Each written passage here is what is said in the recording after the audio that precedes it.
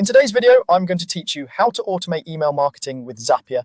We're going to connect a Google Sheet to MailChimp so that whenever a new row is added, like a new lead or sign up, Zapier automatically handles the email marketing step for you. You'll need access to Zapier, a Google Sheets account with a spreadsheet that includes at least an email column, and a MailChimp account with an audience ready to receive contacts. Start by heading to zapier.com and signing into your account. Once you're in the dashboard, look to the left sidebar and click Create, then choose Zaps.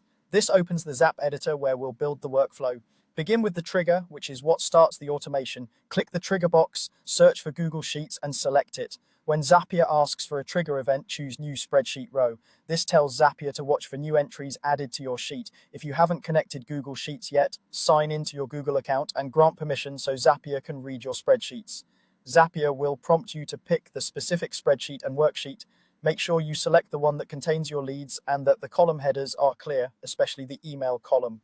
Next, click Test Trigger. Zapier will pull in a recent row as sample data. Check that the sample includes a valid email address and any other fields you plan to use, like first name or tags. If the email field is empty, add a test row to your sheet and run the test again. Now it's time to set up the action, which is what Zapier will do after it detects the new row. Click the action box, type MailChimp into the search, and select it.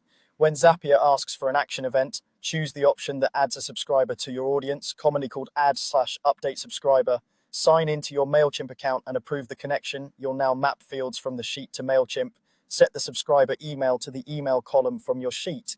If you have first name, last name, or tags in the sheet, map those too, so new contacts are enriched and segmented properly. Double check that you've selected the correct audience. Finally, use the test button to send the sample contact to MailChimp. In some interfaces, Zapier may label this test action. The idea is the same. Review the result in MailChimp to confirm everything landed in the right place. With your trigger pulling the correct row and your action adding the subscriber as expected, your automation is ready to run whenever a new row is added to your Google Sheet.